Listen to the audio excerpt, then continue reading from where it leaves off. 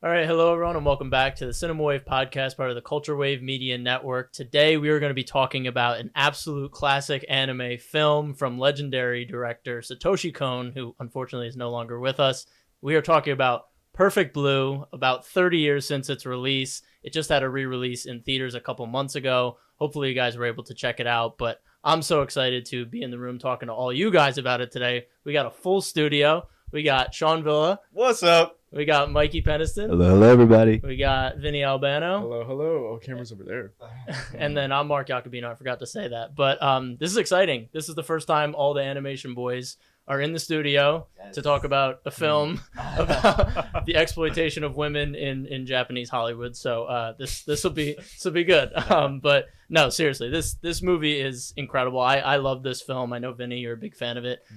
We've both seen it multiple times. But Mikey and Sean, this is your first time seeing it, so I think this is going to be fun to have a bunch of different perspectives. So before we jump in, I just want to, again, say that we here at Cinema Wave, we love animation. We love putting it on a pedestal. It is not just for children. It is an art form that could be used to tell any type of story. And when I think of films that exemplify that, Perfect Blue comes to mind almost immediately. It's a very mature topic, and I think it uses animation to the highest level. So without further ado, I want to start with just our spoiler-free thoughts for anyone that hasn't seen the film and maybe wants to just get an idea of our opinion on it. So before we jump into all the spoilers, we'll start with a round of spoiler-free thoughts. So we got the two gentlemen who who just saw it for the first time. Sean, Mikey. Split cam. What were your thoughts on Perfect Blue? I think that this film was genuinely one of the best things I've seen in an animated form. I feel like, as far as trippiness, I guess you could say goes in any aspect of film, this is by far one of the most trippy things I've seen. I think that it plays so much into a personal experience that I don't even know how to fully say without getting into spoilers. I mean, you really get into her mind. Yes. Like, you're really there with her the whole movie. 100%. And so, and it tackles it in a way where it's like, it's already so complex. You know what I'm saying? And so, I don't know. It's just to see how things unravel in this film in the sake of stardom and the sake of even behind closed doors of stardom. It's just very interesting to see. And so I hope that was my vague spoiler free. That's good. So yeah, but Sean, if you want to go. Yeah, I mean, I think if there's one word to describe this movie, it's uncomfortable. It's a really uncomfortable movie. I know you opened with your beautiful thoughts on animation. I'm not a huge anime guy. I have to admit. I gotta come forward with that. It's not really my niche. I'm trying. I watched Attack on Titan fairly recently, and it's opened me up to the genre a lot more because that shit's awesome. But generally, I'm very inexperienced in this medium, and it takes a little bit to pull me into it. I go in with a little bit of an aversion to it, honestly. Every time I start an anime, I'm like, this has really got to sell me on like concept or story or visuals, because I don't love the style inherently in the way that you guys do. This movie is the first anime that I've watched that I feel like is sort of a thriller and is very eerie and frightening in a way that really not a lot of animation in general that I've seen is. There's some excellent sequences in this movie and some stuff that I think is really, really eerie, and some of it's just very scary and, like I said, uncomfortable. I keep going back to that word. So at the very least, I think that this was a really cool movie for me because it's expanded my thoughts on this medium a lot more. It's incredibly mature. The storytelling is very avant-garde, I would say, and it's super, super ahead of its time, which I think is the most compelling part of it. I saw the influence of this movie everywhere, and it's nice to like kind of trace back the history of movies that I like and shots that I think are amazing and concepts that I haven't really seen, and find their source. And I think this movie inspired a shit ton of things that I like. So that's really the biggest compliment that I can give it for now. Yeah, and lastly, I've seen this film multiple times now. Every time I watch it, it gets better. I really, really love Satoshi Kon as a creative. I mean, as a director, he's a genius. Unfortunately, he passed away fairly young. I believe he was in his 40s, and although we're not talking about his other films, Millennium Actress, yeah. Paprika is a masterclass of just incredibly well directed sequences, bending time, bending reality, so creative. Again, another film, like you said, Sean, of you can take scenes from Paprika and see what inspired or what came from that, inspiration wise. Inception was a big one that literally pulled direct visuals from Paprika. So I love Satoshi Kon, and this film is so captivating to me on its commentary, like you said, on the exploitation of young women within the entertainment industry, and on also just idol culture in general within East Asia.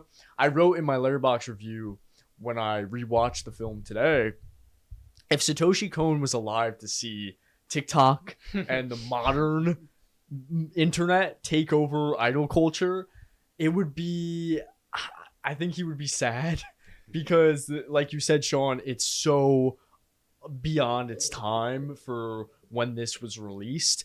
Now I think of a lot of idols in their contracts are not allowed to date because of the parasocial relationship between their fans. If their fans disapprove of something, as we see in this film, that is promiscuous or will harm that parasocial relationship, they are sent death threats. So this film is so in the future from when it was released. Again, so many well-directed sequences, like I said, and it's so eerie. It captures a familial feeling that you never want to revisit. If you've ever had, I typed in my Letterboxd review that if you've ever had a neurotic episode or something similar, or even gone long periods of time sleep deprived, there's that feeling when we're watching someone disassociate and literally start losing perception of time and just black in and out. That feeling feels oddly familiar in the most eerie way possible, and I think that's what makes this film so special.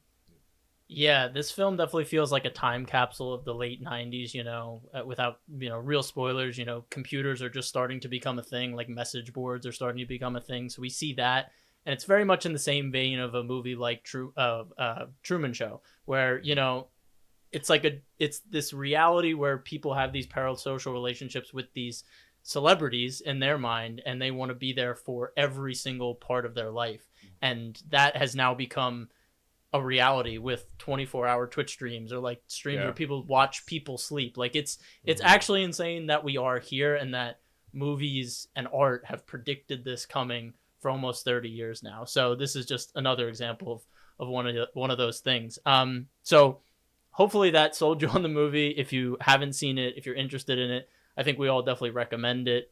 Even Sean, who wasn't overly, like, you didn't love it, but you still kind of you respected it. So, I think it's impactful. This is an impactful movie. I'm gonna be a little harder on it than I think the rest of the fellas here, but I do think that this is an incredibly influential film, and you probably like it more than I would. Yeah, no, it'd be good. It's good to have differing opinions here. So we're gonna get into spoilers now. So thank you for watching. If you are leaving, if you're staying, let's get into it. I want to start with the opening scene, because I really do think it sets up the movie so well. We have this final stage performance of this girl pop group, Cham, and we are introduced to the stalker, who will be stalking Mima for the rest of the movie. And the shot that caught me the most this time seeing it was when he puts her on a pedestal. He literally uses his hand to put her on a pedestal, and he literally objectifies her in that way, where he sees her as this perfect thing. And you have like those like toys that would almost be like a ballerina kind of like spinning on a thing. That's what I thought of in that moment, and I think it just kind of gives a perfect symbolism of like, this is what people see her as, all across the country of Japan. So and the song's a banger, "Angel of Love," which we'll talk a little bit later because you mentioned the parking garage scene, which that song comes up in again. But I want to talk about that a bit later. But how are you guys feeling after the first scene? How was it as an introduction to the film for you guys? Yeah, I mean, I think retrospectively, it's fascinating how this is how they choose to start the movie, because this movie becomes something wildly different than I think that this implies it to be. But at the same time, and not to get too broad, I think the direction of this movie is excellent, like the actual directing, because I was thinking about like that Power Rangers introduction, which is like the first thing before this entire sequence. There's a lot of shit in this movie where it fools you about what you're seeing in terms of like what medium you're seeing it through. Like when that sequence started, I assumed this is on a television, like this is a television show, because Power Rangers is a television show, but it's not. It's a live performance that's happening like in the same space, and we move from that space to the actual story. So we're starting on something that is assumed to be a TV show, and it's not. And I think that's kind of what this entire movie is. So that sticks out to me like upon recollection. And then I just think about like it's a promise that this movie is going to be about like a pop singer, and then she's not. She wants to be an actress. This is actually her last performance.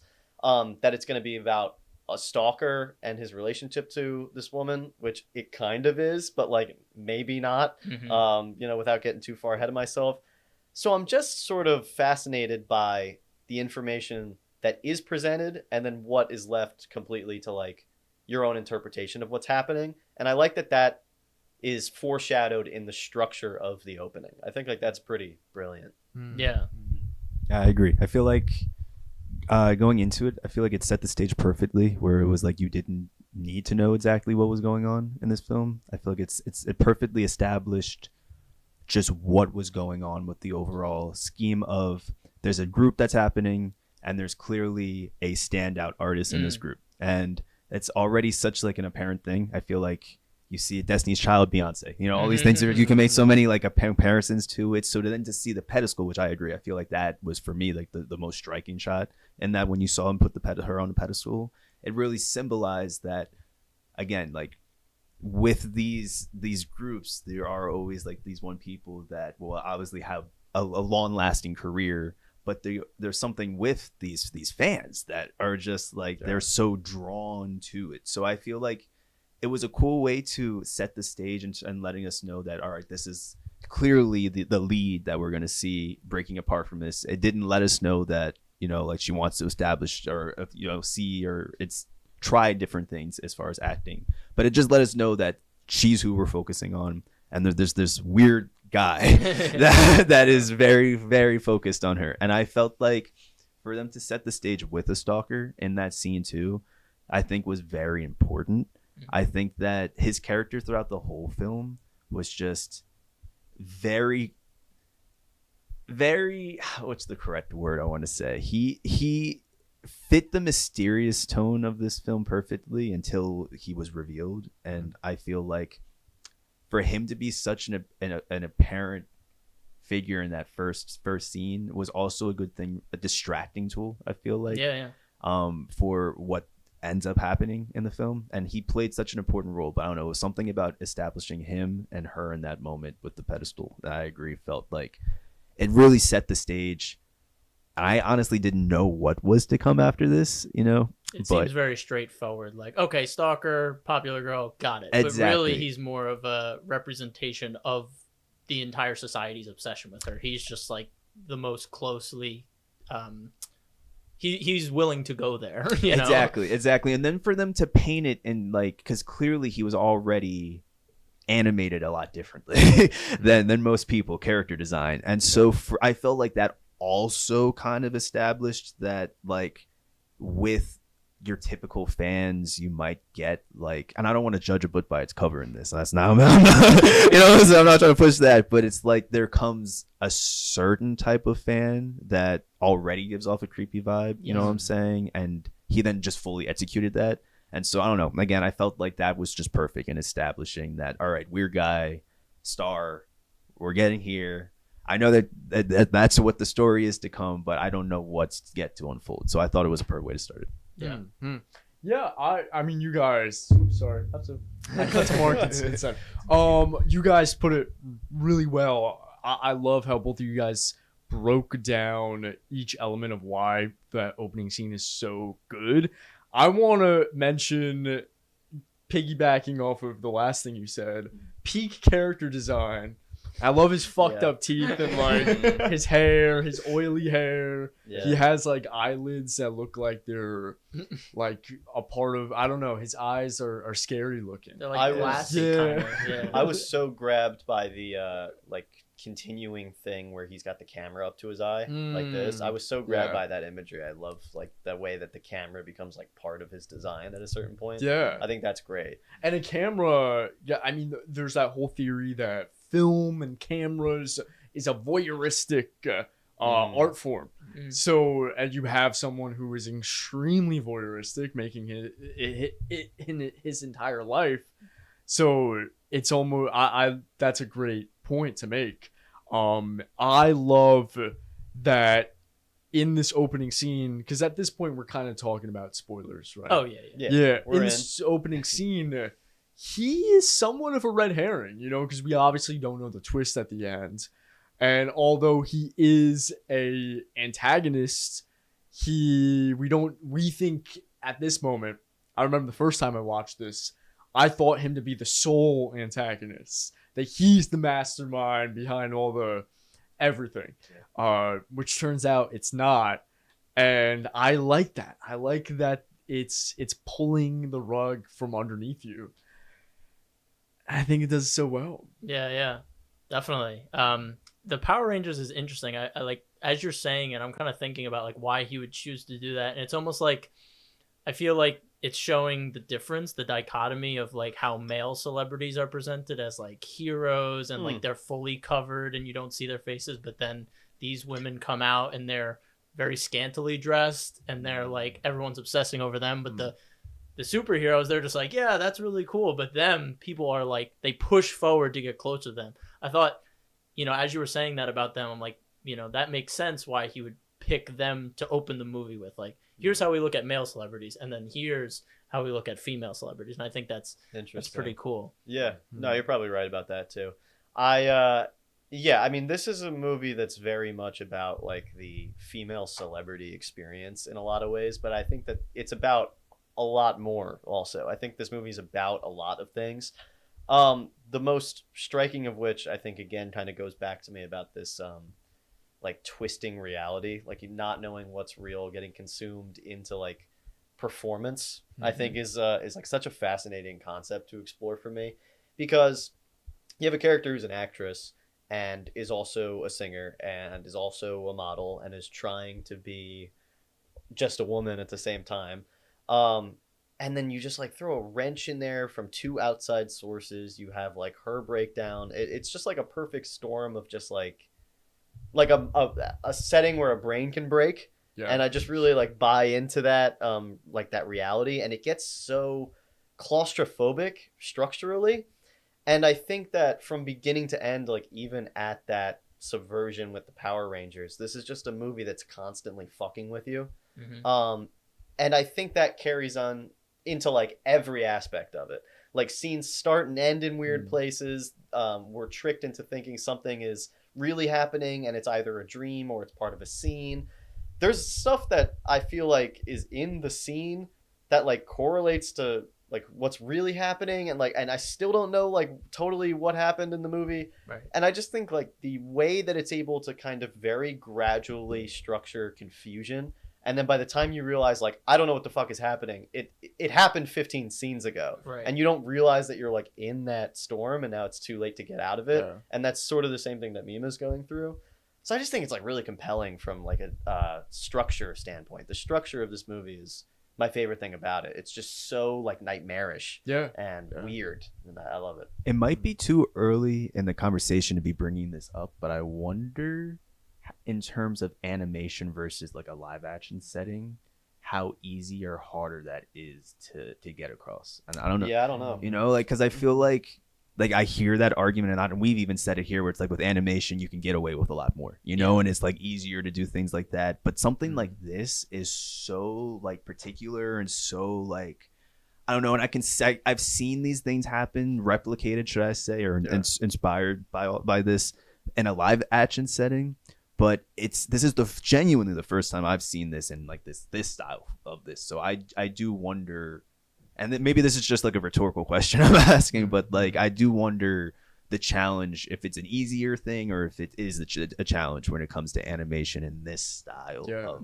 I feel like that's just been like the argument, like all these live action remakes is like, what does live action add to the original story? And while I do agree that like this probably could be, and there's elements in like Black Swan that are very similar to this, where it's kind of like a breaking of a psyche and you don't really know what's reality and what's not. But I think with this movie, you know, you talk about the direction, I think the editing too is so quick and choppy, and it's putting together so many different images so quickly. I feel like that would have been a nightmare to do in live action. Right. And then I also think they use animation in the way that they structure the like the male gaze. Like they're always showing shots of multiple men kind of in these groups with no eyes. You just kind of see these faceless people all staring at her in the center of the room. And I feel like, again, that's something you could probably achieve in live action, but I think in animation you could just be way more particular, like you said, about how you structure a scene, because there's no mistakes in animation. Like everything you want to be there is going to be there. Right. Whereas in live action, there are some things you can't control. Yeah. So, I think especially with the colors, like the colors of this movie are really stark to me at certain points. There's a lot of deep reds that start to like creep into this movie, which I think is hilarious because it's called Perfect Blue. But I feel like red's like an incredibly important color to this movie. And by the end, it's like all red. The elevator, the floor is red in the elevator. That like really caught me.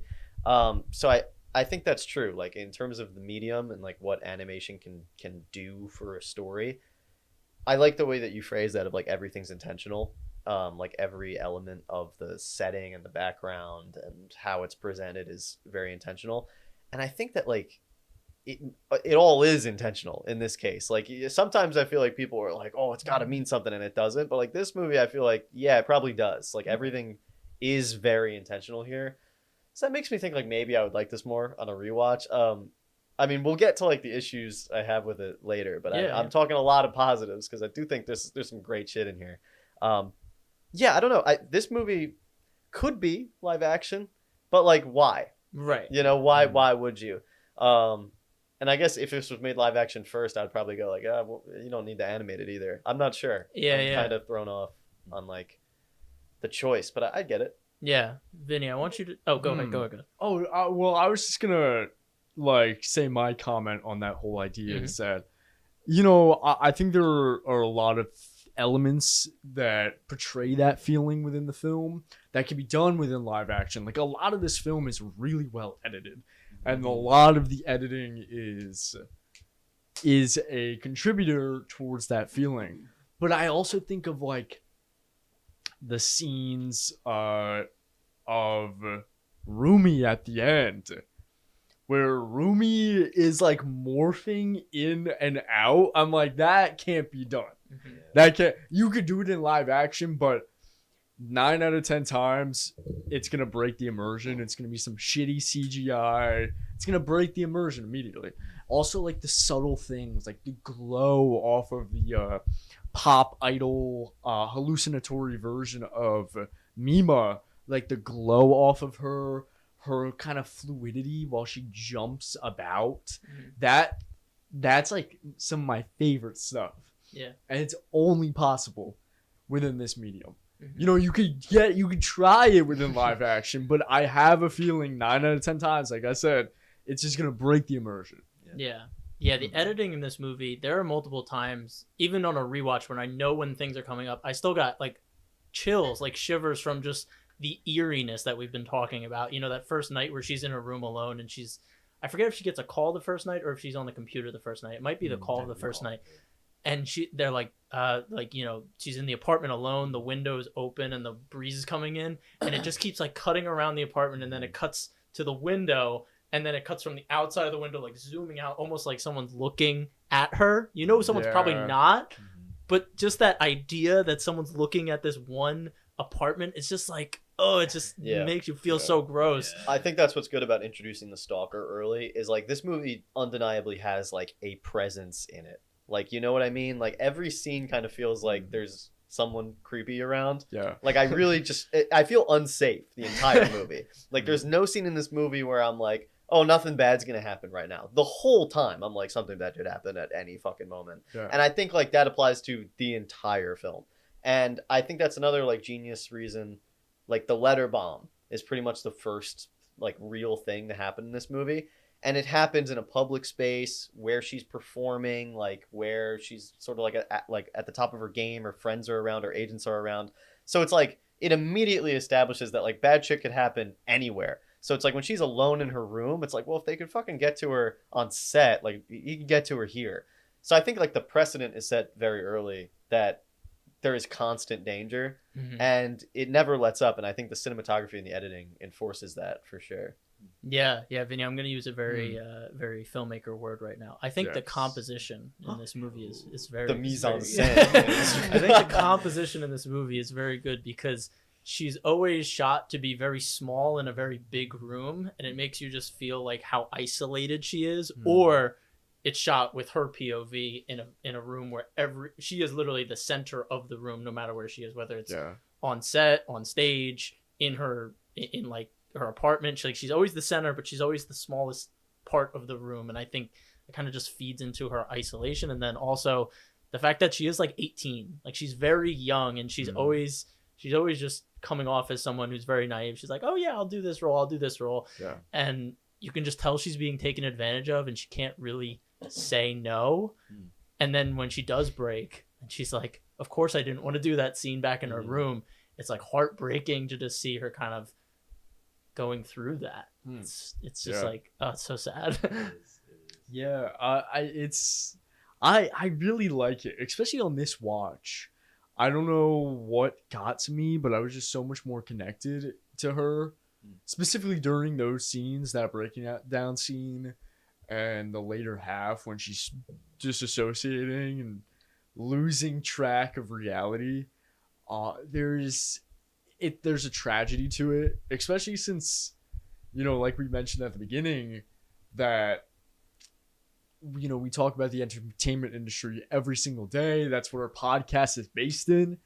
And this industry, like, high-key sucks, and it's, like, fucking terrible. And I know people who have been personally affected in not as severe ways as Mima has, but in similar ways. And it is an industry that is built with a very rocky foundation, that at any moment, in the case of Mima, a young woman's brain, a young woman's mentality, sanity can slip between those cracks of that rocky foundation. And something about that on this watch had me so connected. Yeah. Go ahead.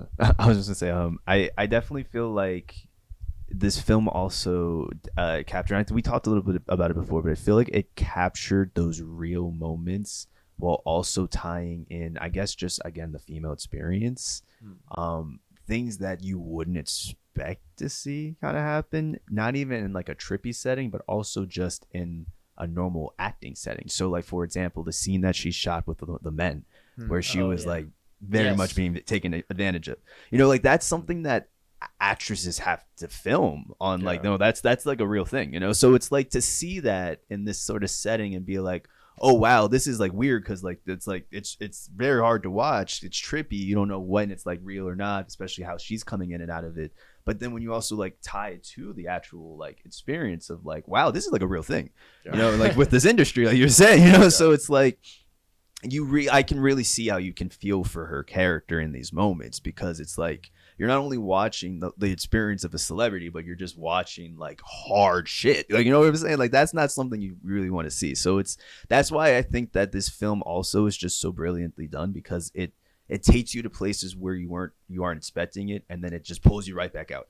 again, like a scene like that, for example, is just something that's so, it's harsh, you know, it's hardcore. And then it's like, again, to then for her to also be kind of tripping out throughout it as well. It's like that's a hard thing to see. So it's, I don't know. I agree with that. I'm glad you two kind of like piggybacked right into what I wanted to talk about that scene, because I do think on my second rewatch, it really showed just how ridiculous the industry can be. That whole scene obviously is traumatic for her. She has to go to a very scary place, but then the scene stops because he doesn't get his zipper down fast enough, and the director's like, restart, that wasn't good enough. And it's like, it's the most absurd idea that we need to film this for entertainment purposes, and that it wasn't good enough of a sexual assault scene for entertainment purposes. And I think the first watch, I was like, yeah, this is just really uncomfortable. But the second watch, I'm like, this is just highlighting the absurdity of the industry. Yeah. And, you know, everyone, like, the manager is crying. She's like, I can't even watch this. The manager that got her the job is like, oh, shit. Oh, I so forgot about the manager crying. Because that takes on, like, a whole new thing. Because she might have went through that in the past as creepy, well. Creepy, dude. Yeah. That scene's crazy. Yeah, and it's nuts that, like, you know, we went, like, 25 years post this movie with like no intimacy coordinators on set. Like now, I mean, luckily it's a little bit better. We got some people that are like supposed to sort of walk through these situations with actors. But yeah, I mean, I think like the exploitation that's shown in this movie about the film world. I mean, obviously, like as people in that world, I think we can take it that way of just like an industry that is inherently exploitative, which it sometimes is.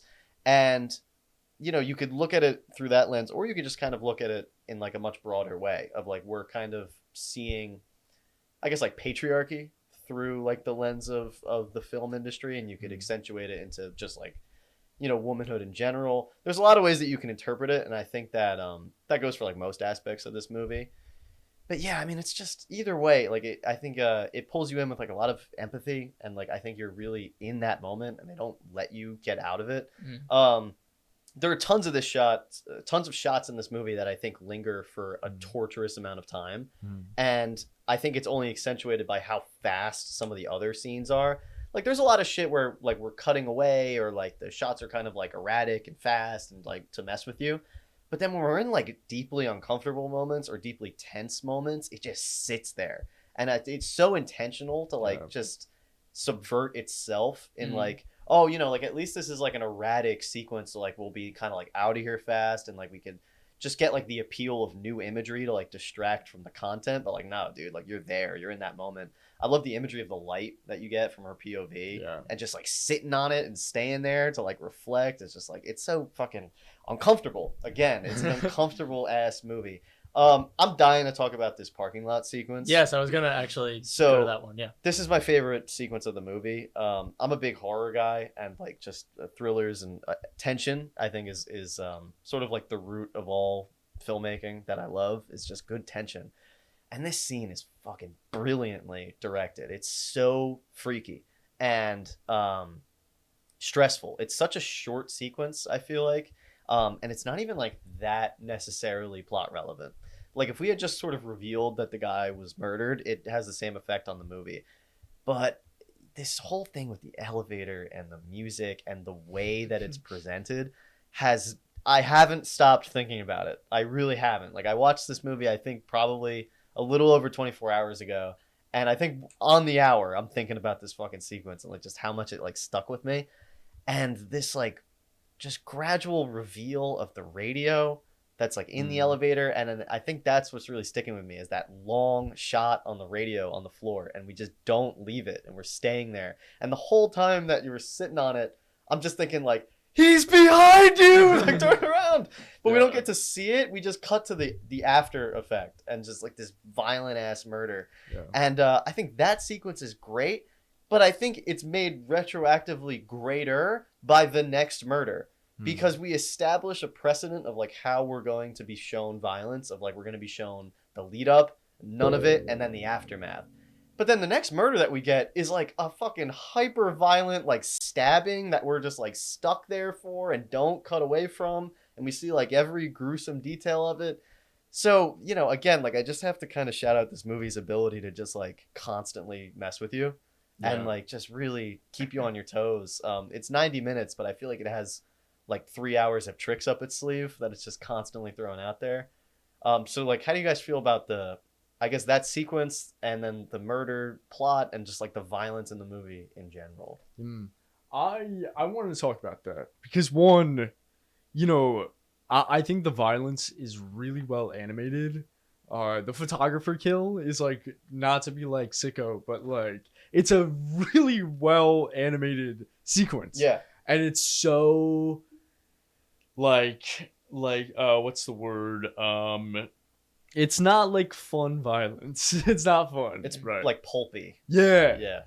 And but I wanted to talk about that because obviously this film can be interpreted in different ways. But the whole murder subplot, you're led to believe by the final plot twist that was Rumi killing the photographer and that she planted the bloody clothes in the closet in the apartment. But we also are seeing Mima disassociate and possibly have some DID as well. So there's a whole entire interpretation here of what if it wasn't Rumi doing that murder and planting the clothes? What if like she actually like did it when she was disassociated, and it just so happened to be that Rumi is also a psychopath that is suffering from DID. You know what I mean? Yeah, I think that's the fun part of the film is like, when she does blackout and she just ends up like waking up in her room, you don't really know what happened. I think in that case, because at the end of the movie, when she finds those clothes, she's not in her apartment. She's in Rumi's remake of her apartment. Yeah. I think it was Rumi who did it, but I like that you can also watch the movie with that lens. If you weren't going on like Reddit or message boards like, oh, what is this meaning? Like you could watch it and be like, she could have done that, which I think is really cool. Yeah. I feel like from a first time viewer too, or just at least from my first time as viewing this, I definitely was fooled enough to think that I was like, all right, obviously she's not doing this. Like she's being stumped somehow mentally or whatever. But again, the film just works so well in that regard where it's like, it is very easy to get stooped by that. So I could see that being very valid. I also like that, what you're saying, as far as her being violent out of just like a full out of, not in her own conscience.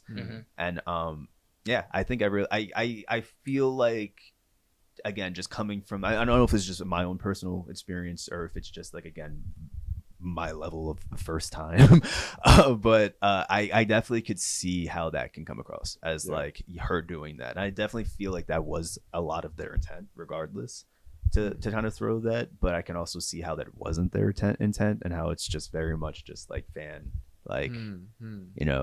lore you could kind of come up with. But so I'm gonna be real with you guys. Okay. I don't really like the last twist of this movie. I think that's sort of that I think that's sort of where I'm with caught Rumi? up with Rumi. I don't know how I feel about it because I feel like I'm glad that you're having fun kind of like riffing about like, oh, I don't really know, like it could be anything. But like, I don't know, dude. Every now and then I like a little clarity on things, and I feel like the Rumi twist is like an additional layer of what the fuck is even going on that like just pushed it over the line for me. Like, I think the idea of Mima having like sort of this split personality and like maybe she did the murder is compelling, and I think like that's layered into the movie prior to this reveal. But then when we get the reveal with Rumi, it's like, okay, so like not only is there Mima, there's the actress Mima, there's the Mima that she's created in her head that's from this blog post, but now there's also the Mima that exists within Rumi, and there's the Mima that exists for the stalker. It's like, that's 5 Mimas, and like, I don't know what the fuck I'm supposed to think anymore. Like, I think it's too much for me, where now, like, instead of me kind of getting, like, enveloped into this world where it's about one person who has a fractured identity and doesn't know what reality is anymore, it becomes me having no idea what physical character in the film I'm supposed to be following. And I think that really clouds the like character journey for me, because now I just feel like instead of this being about a character, it's just about a movie that's like, you don't know what's happening anymore, and you know, like it gets like a little too much for me. Yeah. Rebuttal. So Objection. For me, the way I perceive the film, or my interpretation, is that the blog post Mima, who's communicating with creepy stalker man, and that is Rumi. That's my interpretation. Is that's how that blog post knows all the insider info, because it's Rumi speaking as Mima, telling stalker to right, because as we see from the blog posts, they are very much my interpretation is Rumi's the one typing on the blog post, because the blog post is very anti perversion, right? It's like, I don't want to do this, I don't want to do that, too much, too pervy, all that. And we see the other manager get killed. What is the last line of dialogue that he gets? He tells Rumi, I got her another job, but there's some smutty scenes. Mm-hmm. Boom, killed immediately. No one knew that except for Rumi.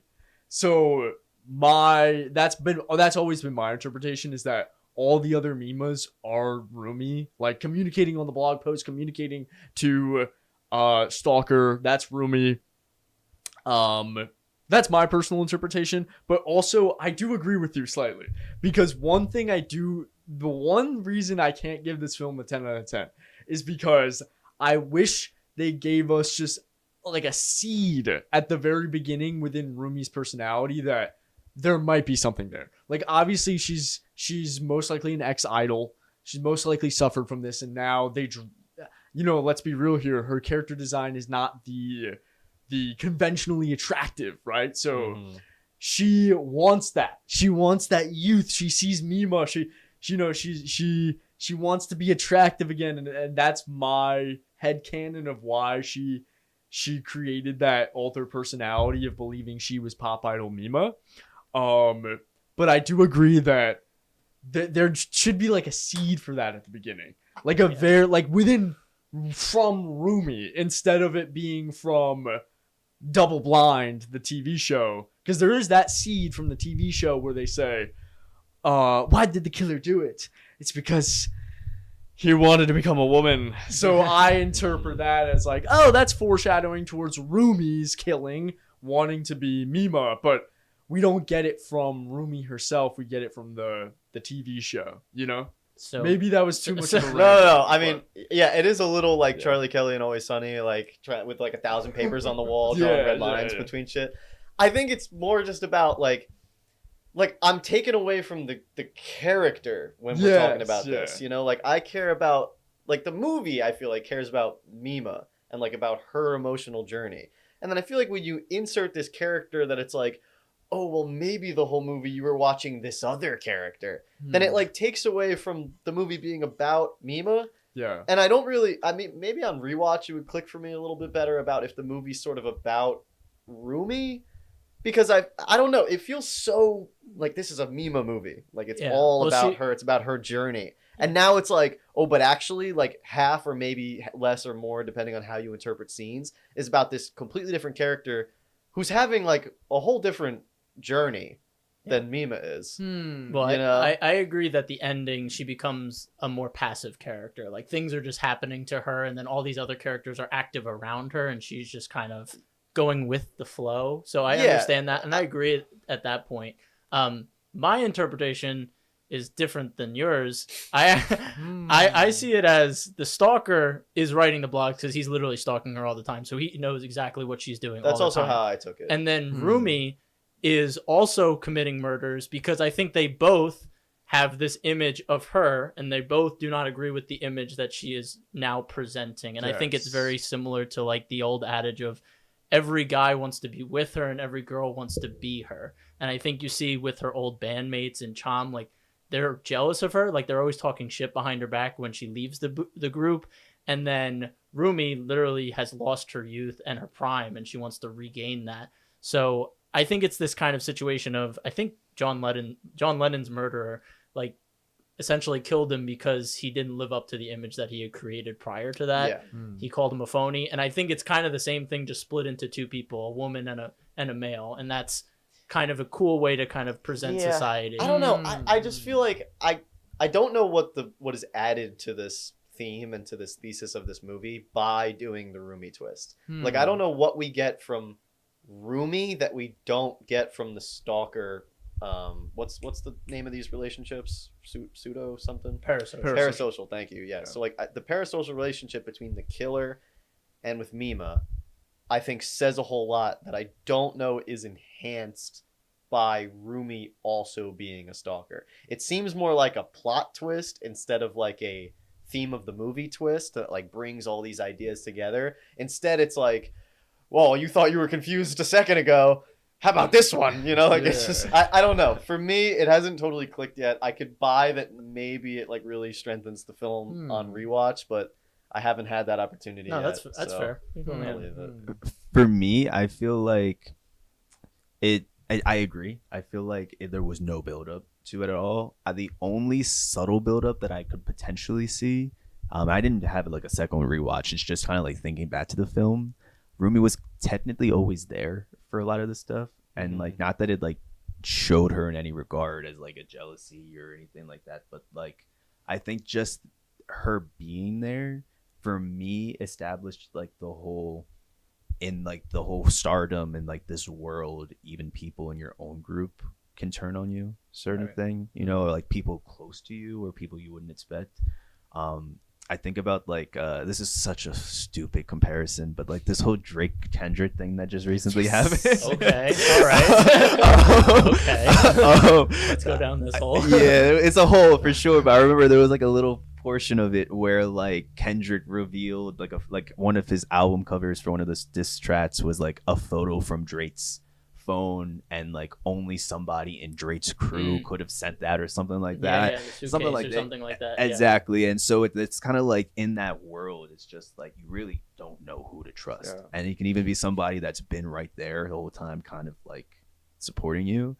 So that could just be trying to like justify it to a regard. I you know, I get what you're saying, but doesn't that kind of isn't that point already there through the Cham members? Like everything you just said, doesn't it sort of already apply to the Cham member? Like I thought that was the point of their characters. Yes.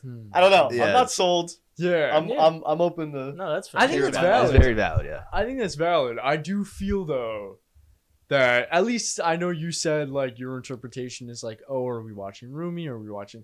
I think I think all the scenes with Mima in it is Mima, aside from the kill of the photographer. That's my interpretation. But I wanted to ask you, because I know you said like her whole journey is kind of stunted with her, at least her because we're everything you said. The last line of the movie, right? I take that as a triumphant, but almost like because she's breaking the fourth wall. So is she like? Has she actually gone insane now at this point?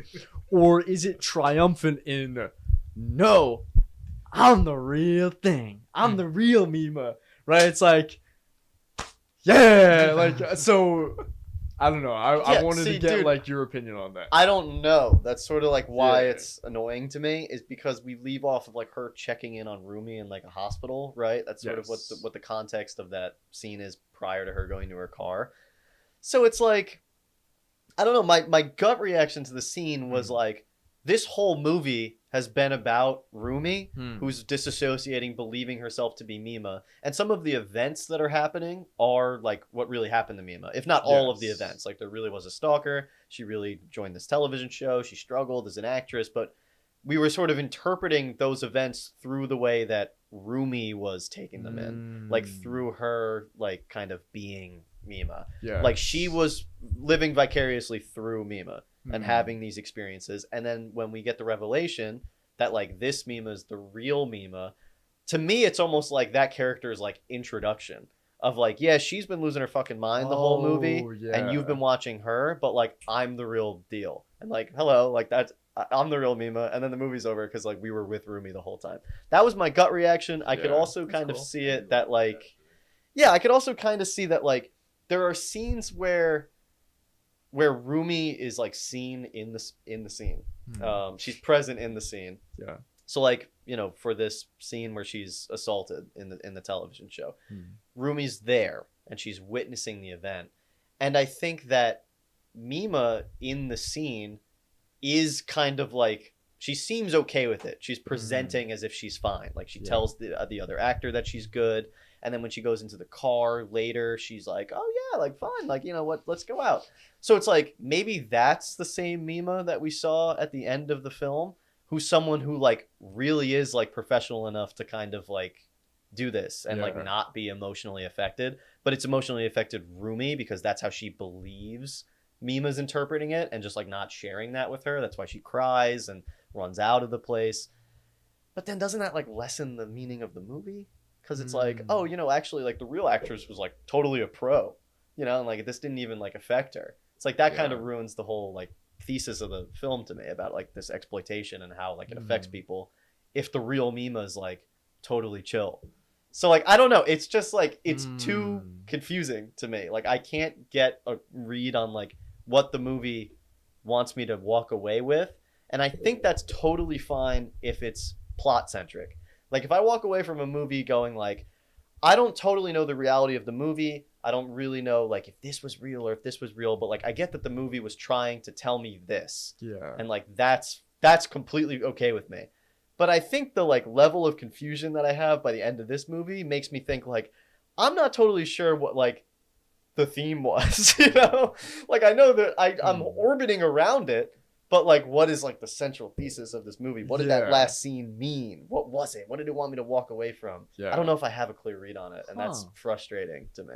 Yeah, that's definitely a cool interpretation. I like hearing you go through that. That is interesting. Because I still go back to scenes where she's like in the bathtub screaming, or like when she gets on the bed and she's like, after she does that scene where she's like, yeah, I'm okay with it, and then she gets in bed and she's like, of course I'm not fucking okay with it. I can't believe you made me go through with that. See, and now now instead of interpreting those scenes as like, oh my god, like this poor woman who's like being broken by like the entertainment industry and what she's going through, instead I now have this separate question of like, oh, is this Rumi? Is that actually, and like that takes away from the theme for me. Like rather than add to it, it just makes me think like, oh, it's a plot twist, and now like I don't know what's happening. Instead of like, wow, this really accentuates like the meaning of this scene for me. It doesn't. It harms it, if anything, currently. Yeah, no, it's interesting. It's definitely interesting. It's a movie that has a lot of things thrown at you, and I can definitely agree that the first time I watched it, the last scene, especially her looking in the mirror and kind of being like, it's me. I'm like, I don't know if I love that, because again, that healing feels very quick. It's not like she leaves the industry. It's not like we have this moment where she's like, I need to get out. It's kind of Rumi dies and then her split personality dies with her, and it's like, that seems unearned, so I kind of I that's kind of where I make that connection there. I almost wish there was a little bit more of her reconciling that, but I also understand that this movie wanted to kind of just be like a quick dirty thriller, like get through and then have one of those endings where it's like, is this the real ending or is this something else? And then go to the big poppy song at the end and you're like, all right, it's over. I also didn't like the ending first watch. I didn't like how she addressed the camera like that. I do think that there is a trick behind it. I believe. After hearing all these interpretations, I'm like, what do I believe? Wow, I'm sorry, because I really like the whole like Rumi thing, and then you like the reveal of it being her at the end, and so I'm interpreting that where it's like now you're like getting like, oh, like no, I'm really her in the end. Because that speaks to like parasocial relationships, right? Like that if you take my interpretation, then the movie is very much about parasocial relationships, but then that's like all it's about. I feel like. Kind of. I don't know. I don't know what the fuck's happening. No, but I also I feel like also I'm trying to like bear with me, guys, because I'm trying to also like figure this out. I feel like with that reveal, it kind of comes with all of this felt like, or this doesn't sound crazy. All of this is performative on her part, and we kind of addressed this at an earlier stage in this conversation. But even thinking about everything that's played out, no matter what setting she's in, it always feels like she's having to put on an act. Not even just an act, but she has to exert herself in a form of performing.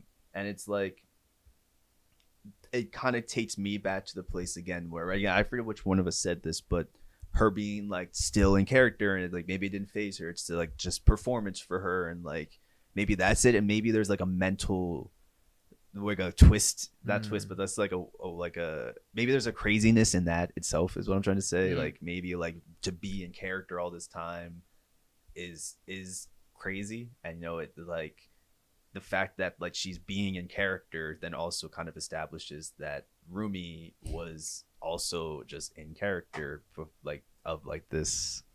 I don't know. I'm sorry. That is cool. That is cool. I'm like, I don't know, but it's like with the ending again, I didn't like it, but now after hearing all of this, I do think that it isn't as simple as it was, because at first I did get the impression that it was just like oh no guys, I'm okay, and then like we go kick credits, right, like none of this mattered, and I definitely got that, and I was just like, oh, like, I don't know if that's what I want to get out of this.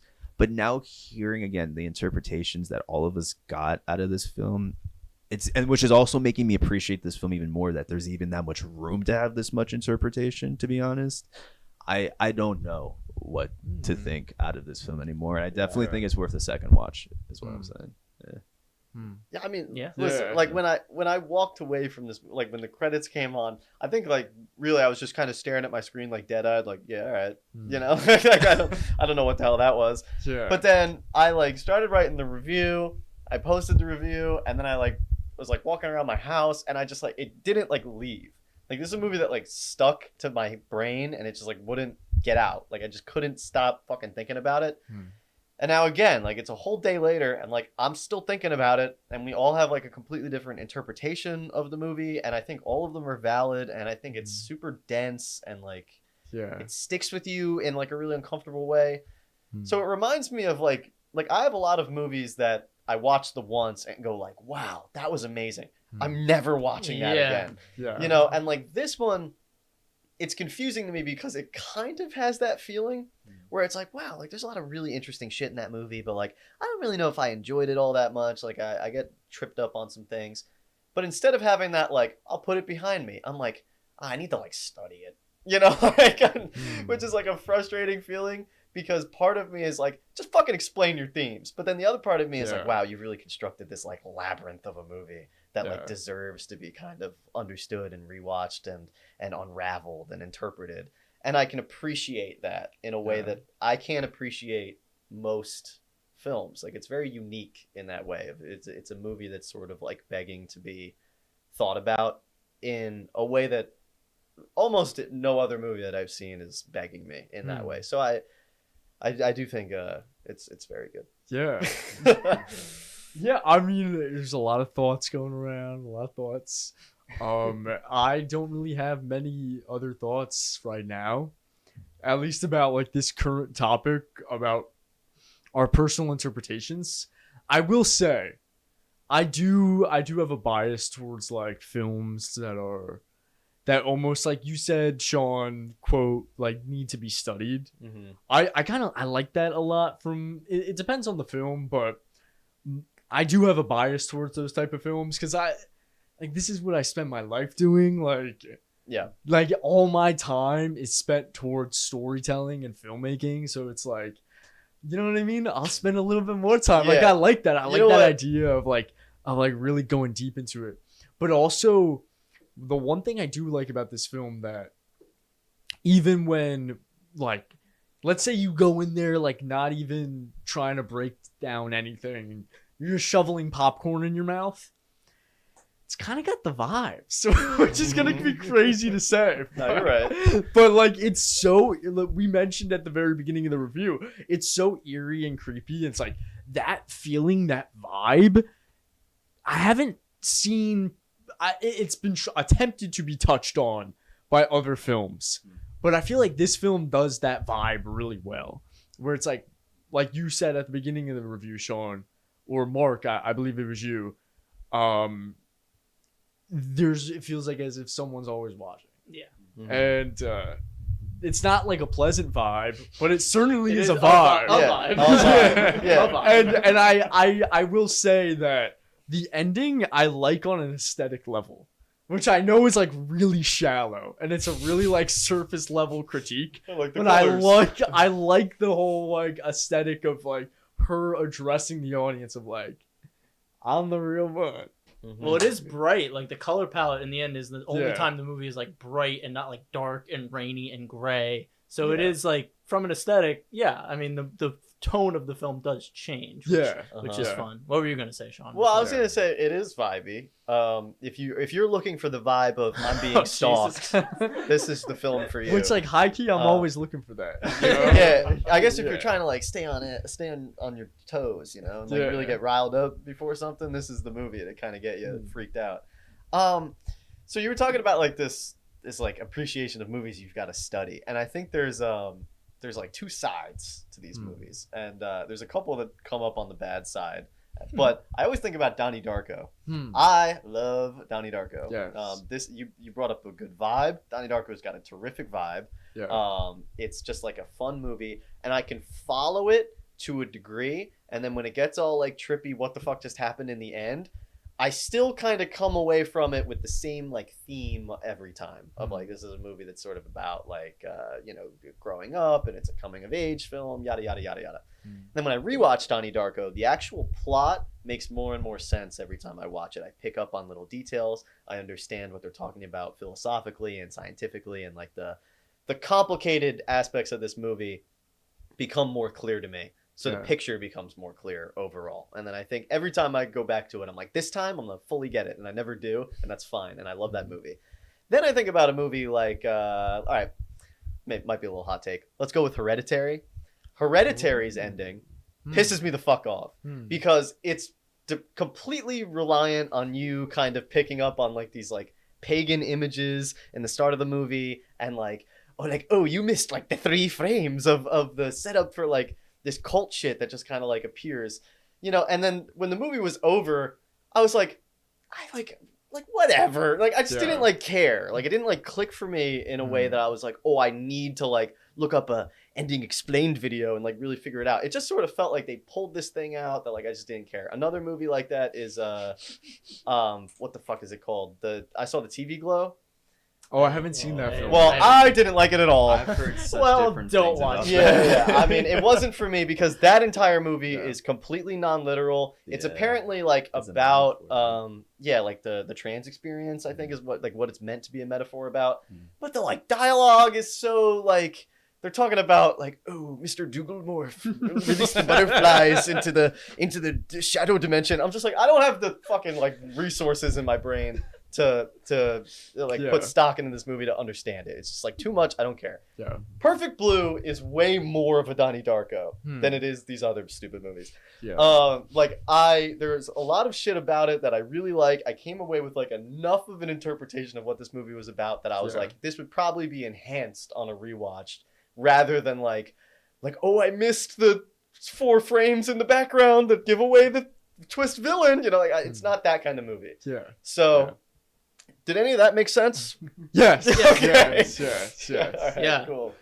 I just have to rewatch it, then I'll get the complexities of it. Right. Oh, true. In the podcast? Yeah. When you listen to my monologue the second time around. I got the theme of that, but I need to rewatch it to understand the complexities yeah. of what you're saying. Good. Does anyone have anything else? Or do we want to give our first... I think this is our first retro review score we've ever done for Cinema Wave. You guys ready for scores? Or I'm ready. you ready for scores? Yeah. Okay. Mhm. Am I going? Go ahead. I'll go a 9 because I don't like doing like the half scores usually. So I'll go a 9, but if it was on Letterboxd, I would give it a 4.5. Okay. Okay. You don't have to do the Letterboxd. I was just doing that. No, is it my turn? Mikey, I you could go. I could go. Again, I like the everything that we've taken out of this film. And again, I feel like there's so many inspirations that draw from this. I just want to bring up an example, two that really strike me. The Substance, obviously, I know a lot of you guys have seen this, but just from different perspectives in this film. So that's like a Rumi it's perspective, if you want to kind of go more into that whole like the jealousy of like the younger attributes of that, and then like that whole that's self-explanatory. There's another show. I wouldn't necessarily say it's the best show, but there was a Prime show by Donald Glover called Swarm. And I don't know if any of you guys watched it, but it's basically it's from the stalker's perspective. And she's she's obsessed with basically like Beyonce, and you see that like to get to Beyonce, she'll kill anything that she needs to and do anything. And so it's really cool in that I'm glad I watched that before this, because it really give insight to the stalker's point of view. And again, that's why I appreciate the first scene. I'm talking a lot. I would give this a 9 out of 10. Unless you want me to go first. Yeah, go ahead, Vinny. Take it away. I'm trying to figure out my shit right now. All right, yeah. I mean, I said what I have to say. I'm giving it a solid 9 out of 10. Okay. Yeah. I when I first watched the film, I gave it an 8. But I would like, seeing it again, it's good. I like it, Very good. I like it. I like it. All right. Well, I mean, I was the harshest on it on first viewing, and I've only seen it the once. But I fully admit, when the credits rolled, I was like, like 6, which is too low. I agree now, it's too low. When I wrote my Letterboxd review, I gave it a 7, which I still think is a little low now. I think I'm like hovering at an 8. Yeah. I think. But honestly, dude, like, I don't know. Like, I'm really confused. Yeah. It's like recent. It's burrowed into my head, which So I think like in and 1 of out its- of 10. Yeah. I think I'm at like a 1. Yeah, it's a 1 out of 10. Okay, bet. No, I don't know. It's like a fucking like omega symbol out of 10. I don't know. Like, I don't have like a quantifiable feeling on this movie yet. I'm confused, and I'm trying to like wrap my brain around it. But in that of itself, I feel like that's worth praise. That's Like, something. Yeah, that is something. So fucking whatever. Yeah. It's a whatever out of 10. Okay, bet. Okay, perfect. Well, this has been a spirited conversation on a very cold, very cold night. But yeah, this has been really fun. This is our first retro review, so let us know if you like this. We'll definitely do more. We'll go back into the catalog and see what else we can review. But definitely leave a like, comment if you love Perfect Blue. If you're with Sean and you're just confused and here for the confusion, follow us on all the social medias. Those will be in our description. Check out our other reviews, TV, movies. We're doing everything. And yeah, thank you so much for watching. I've been Mark Jacobino. I've been Sean Villa. I'm Mikey Peniston. I've been Vinny Albano. We will see you on the next one. This is the culture.